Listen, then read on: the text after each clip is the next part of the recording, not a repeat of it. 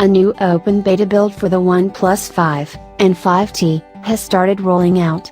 The update brings a lot of changes, including a bump of Android version to 8.1 Oreo. As for other changes, you can now answer an incoming call by just raising your phone.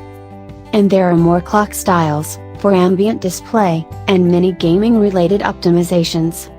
The update also adds support to migrate application data, as well as brings optimized full-screen gesture support.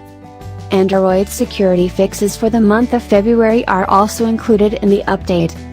What's your take on this?